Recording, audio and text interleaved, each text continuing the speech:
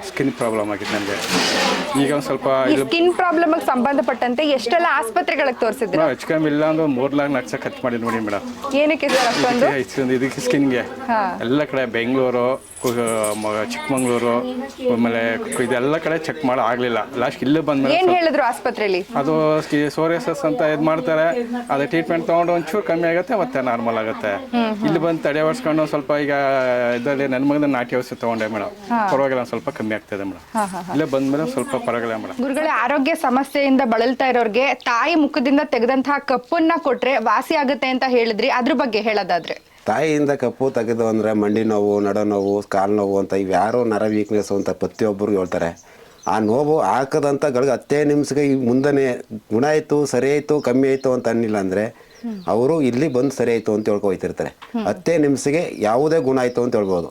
ಅವ್ರು 10 ನಿಮಿಷಕ್ಕೆ ನನಗೆ ನೋವು ಸರಿಯಾಗಿಲ್ಲ ಅಂತ ಬೇಕಾದ್ರೆ ಪರೀಕ್ಷೆನೂ ಮಾಡ್ಬೋದು. ಎಂಥ ನಡ ನೋವು, ಕಾಲು ನೋವು, ಸೊಂಟ ನೋವು ಅನ್ನೋದಾಗಲಿ ಪ್ರತಿಯೊಂದು ನೋವಿಂದ ಹಿಡಿದು ಇಡೀ ಬಾಡಿಲಿ ಏನು ನೋವು ಬರ್ತದೆ ದೇಶಲೆಲ್ಲ ಅದು ಕಪ್ಪು, ತಾಯಿ ಕಪ್ಪು ಕೊಟ್ಟಲ್ಲಿ ಗುಣ ಆಯ್ತಾರೆ. ಒಂದ್ಸರಿ ತೋರಿಸ್ಬೋದು ಅದನ್ನ? ಅಂತ ಶಕ್ತಿ ಏನಿದೆ ಅದರಲ್ಲಿ? ಇದ್ರಲ್ಲಿ ತಾಯಿಲೆ ಅಂದರೆ ಇದು ಅಮ್ಮನ ತುಪ್ಪಾಕಿ, ಇದನ್ನು ಅಮ್ಮನ ತುಪ್ಪಾಕಿ ಅದನ್ನು ಕಪ್ಪು ಮಾಡಿ ಅಮ್ಮನ ಮೇಲೆ ಇಲ್ಲ ಕಪ್ಪು ಮಾಡಿ ಅದನ್ನು ಎಳೆದು ತಾಯಿ ಮುಖ ಹತ್ರ ಇದನ್ನು ಅಮಾಸ ಪೌರ್ಣಮಿಲಿ ಮುಖದಲ್ಲಿ ತಗೋದು ನಾವು. ಇದನ್ನು ಡಬ್ಬ ತುಂಬಿ ಅವ್ರು ಯಾರೇ ಬಂದ್ರೂ ಇಲ್ಲೇ ಬಿಟ್ಟರು, ತಾಯಿ ಬಿಟ್ಟರು ಎಲ್ಲೂ ಸ್ವಲ್ಪ ಕೊಡಲ್ಲ, ಕಪ್ಪು ಹೊರಗಡೆ ಕೊಡಲ್ಲ.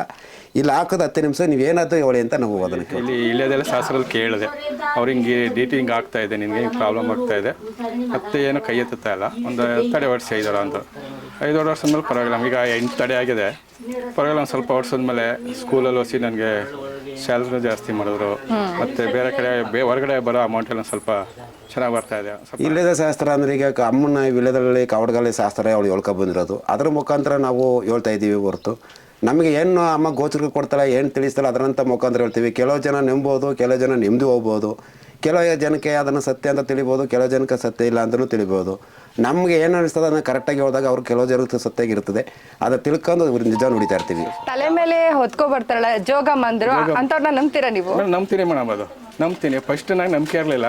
ಈಗ ನಾನು ಮಂಗಳವಾರ ಶುಕ್ರವಾರ ನಾವು ಡ್ಯೂಟಿಯಿಂದ ಹೋಗ್ಬೇಕಾದ್ರೆ ಡೈರೆಕ್ಟ್ ಮುಂದ್ಗಡೆ ಸಿಗ್ತಾರೆ. ಅವ್ರು ತಲೆ ಮೇಲೆ ಇಡ್ತಾರೆ ಮೇಡಮ್ ಅದನ್ನು ಕುಕ್ಕಿನ.